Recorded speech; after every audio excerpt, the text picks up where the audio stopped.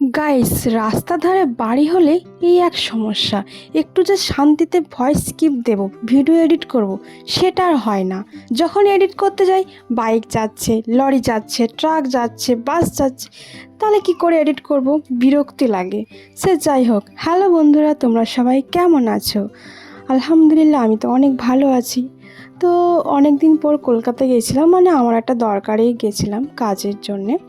তো ওখানে কলকাতাতে যখন কাজটা হয়ে গেল, তো দাদা ছিল আমার সঙ্গে। দাদা বলল চল সায়েন্স সিটি থেকে ঘুরে আসি।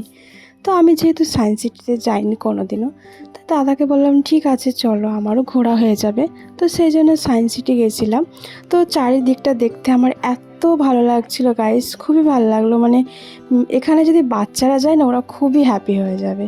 মানে বড়দের তো ভালো লাগবে, কিন্তু বাচ্চাদের অনেক অনেক ভালো লেগে যাবে। মানে ওখানকার যে ভিউ, চারিদিকটা এত সুন্দর, আর যে প্রোগ্রামগুলো হয় সেগুলো মারাত্মক। সে যাই হোক গাইস, যদি সাইড থেকে একটু আওয়াজ বা সাউন্ড আসে, গাড়ি, বাস বা যাই হোক, তোমরা প্লিজ একটু অ্যাডজাস্ট করে নিও। মানে রাস্তার ধারে বাড়ি হলে এরকম প্রবলেমই হয়। জানি যাদের যাদের এরকম প্রবলেমটা হয় তারা অবশ্যই বুঝতে পারবে। তো তোমরাই দেখে নাও বন্ধুরা, কত সুন্দর মানে চারিদিকটা। মানে আমার মানে এত ভালো লেগেছিল, আমার তো মনে হচ্ছিলো যে ওখানটা যদি আরও একটু টাইম কাটাতে পারতাম তাহলে খুবই ভালো লাগতো। কিন্তু যেহেতু ট্রেনে করে আমি বাড়ি আসতাম, সেজন্য ট্রেনটা মিস হয়ে যাবে, ওই জন্য তাড়াতাড়ি আবার চলেও এসেছিলাম। তো মানে ঝটপট ঘুরে নিয়ে মানে বাড়ি চলে এসেছিলাম।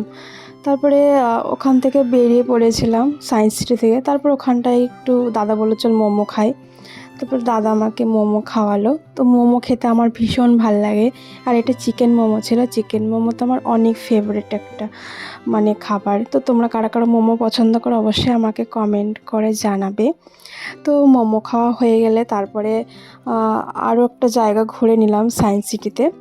তো ওটা ঘোরার পরে আমরা মানে একদম বাইরে বেরিয়ে গেছিলাম। আর মোমোটা সায়েন্স সিটির ভিতরে একটা মানে ফুড কোর্ট বলে একটা মানে ধাবার মতো ছিল, সেখানটায় খেয়েছিলাম। লাস্টে দাদা বললো চল বিরিয়ানি খাবো তোকে। তো আর বিরিয়ানি খাওয়ানোর কথা বললো, আমি তো একদমই রেডি। তো ঠিক আছে, তার বললাম ঠিক আছে চলো বিরিয়ানি খেয়ে নিই দুই ভাই বনে।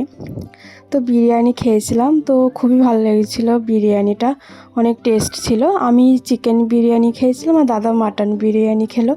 তো মাটন বিরিয়ানি প্রায় বাড়িতে খাওয়া হয়, তো চিকেন বিরিয়ানিটা আমার সবসময় ভালো লাগে।